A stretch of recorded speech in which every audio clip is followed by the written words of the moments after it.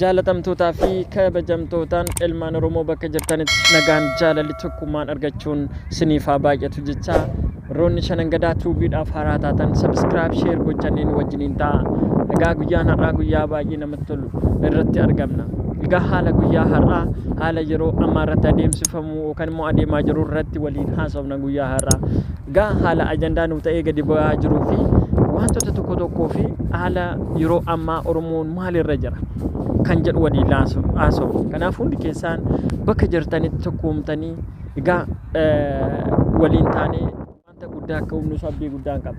Kanaaf warroonni shanan gadaaf haaraa taatan subscribe taatan gootanii waliin taanee immoo tokkummaa uumne egaa chaanaliin kun kan hunda keenyaati waliin taanee tokkummaa Oromoo irratti cicchanee bakka guddaa akka geenyu abdii guddaa isin biraa qaba.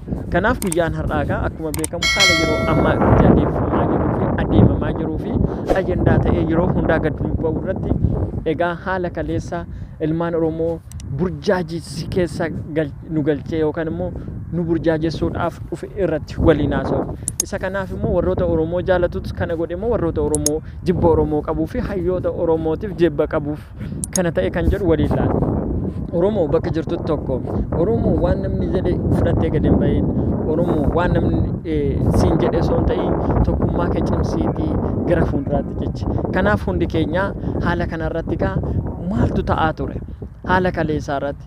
Kanaaf ajandaa kana eenyutu gadi baase isa jedhuuf hundi keenya haala kaleessa ambulaansii maarree jedhanii gadi nuu baasanii nu burjaajessaa turan jechaadha. Kanaaf ambulaansiin sun dhuguma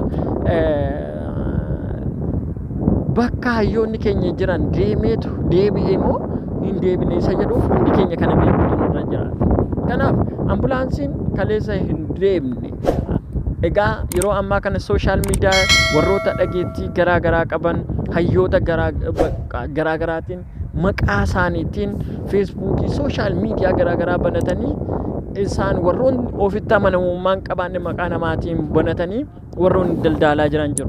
Kanaaf ajandaa kana yoo gadi baasan haala yeroo ammaa kana akkuma kaleessa beekamu bakkoota garaagaraatii hiriirri buqqa'ee jira jechaadha.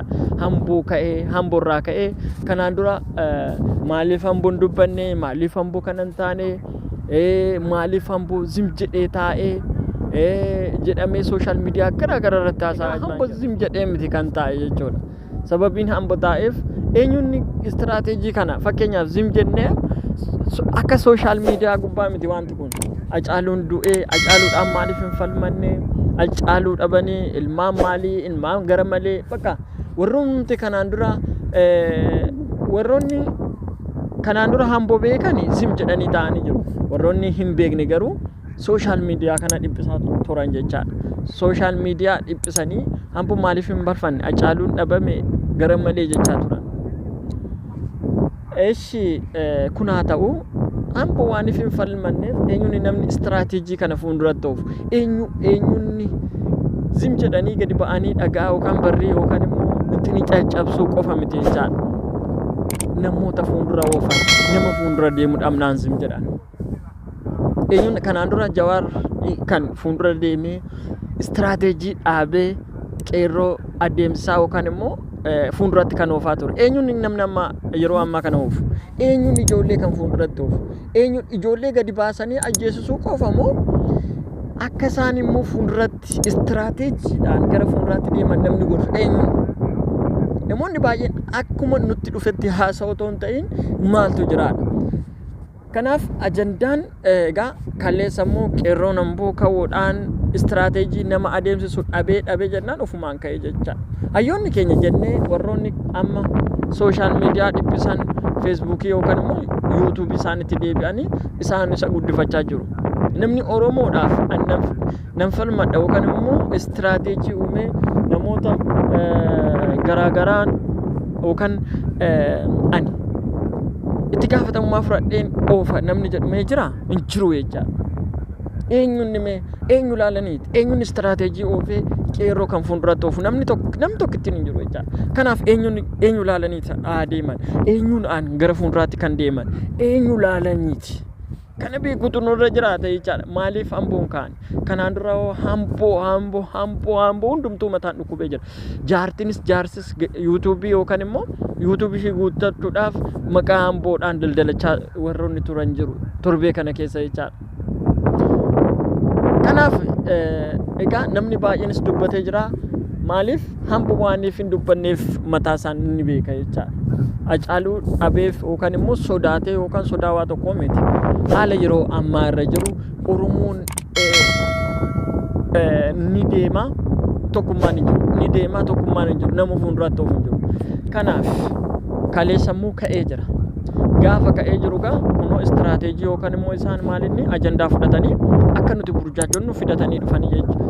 Egaa kaleessa akkuma beektan hundi sooshaal miidiyaa kana afarfamee ture. Eenyuun namni kana gadi fide. Ammas akkuma kanaan dura sooshaal miidiyaa irratti yookaan immoo argaa turre walumaan argaa turretti eenyuun kana fide. Nama Oromoo jaalatu, nama hayyoota keenya jaalatu, namoota immoo dhuguma quuqama Oromoo qabudha. Otoo namni quuqama Oromoo qabaatee akkasitti gadi nutti hin baasu. Otoo saawwaa ta'anii akkasitti Oromootti gadi hin baasu. Isaan gargaaruudhaaf osoo ta'e.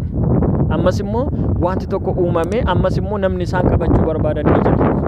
Yookaan nama qabachuu dadhabanii yookaan immoo kanaan dura Hacaaluu ajjeesanii gaaf sana isaan qabatanii hayyoota keenya mana hidhaatti dararsan namoota biraa qabachuudhaaf yookaan immoo isaan namni ka'ee kana qeerroon kaleessa ka'ee kana akka galmaan hin geenye maal godhu ajandaa kana ni fidu. Ammas qeerroon dhaqee bakka isaan jiran dhagaa ni darbata, ni hidhama, ni ajjeesu, namoota ajjeesuu barbaadantu jira yookaan ammas kana beekutu nurra jiraata wanti tokko gaafa nu dhufu. Utuu kun hin beekne oo jiraate akkasuma wanti tokko yoo ka'u wajjin hojjechuu miti maaltu jira eenyutu kaase. Warroonni kaan immoo piroofaayilii gurraacha gochuu sooshaal miidiyaa kanarratti kun nuyiif tokkoffaadha. Hojiidhaan zeeroo taane jira. Tokkommuudhaan zeeroo taane buufi piroofaayilii deeggaru kun tokkoffaadha nuyiif. Maal akka ta'eef hin beeku. Kanaaf tokkoffaa taane jira. Kanaaf tokkoffaadha. Otoo tokkommuu ta'ee zeeroodha. Sooshaal miidiyaa irratti wal nyaachuu, wal arrabsuu, bakka naannoo addaan qooduu. Torbee tokko amma Amboon deemaa turan. Amboo ilmaan mantiseeti ilmaan kanaati. Maal ta'e eengadda hiriirri bakka hundaa ba'ee jira.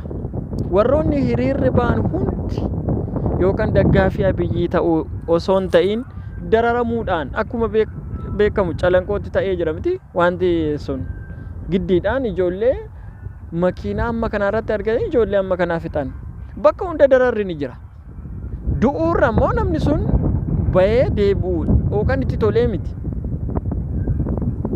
Kanaaf Amboo maaliiti ilmaan minxiseetti ilmaan gara malee innumti akkasitti haasa'u kunu ofii isaatiiyyuu namni sun maaliin namni tokko nama tokko waa tokkoon jechuun dura quba tokko gaafa namatti qabdu inni kaan immoo garkeetti akka galagalee jiru beekuutu nurra jiraata. Kanaaf waan tokko bakka miti murteessaan ati ofii keenya maal hundeessine jirra. Kanaaf yoo bakka dhiifne amma nuti har'a kana haasofne yookaan immoo sooshaal miidiyaa irratti haasa'uun salphaadha. Garuu gadi qabachiisuudhaaf namoota wajjiniin wal tokkoomuudhaan bakka jirtutti tokkoomte qeerroo biyyaaf jirtu immoo waa tokko uumuu akkasuma alatti baastee iyyisiisuun faayidaan qabu. Kun tokkummaa yookaan immoo mootummaa kana iyyisiisuudhaan yookaan maal gochuudhaan miti. Yoo iyyisiisaaf immoo istiraateejii yookaan tokkoomuudhaan akkamitti akka ta'uuf immoo haala mijeessuufidha. Istiraateejii namni uumuu yookaan hayyoonni jedhamtanii warroonni kanaan dura Jawaar biyyatti ariitanii amma biyyoota firiidamii qabu irratti yuutuubii keessaniif immoo yookaan faayidaa namni tokko hundumtuu Oromoo namni ta'e faayidaa kan barbaadu.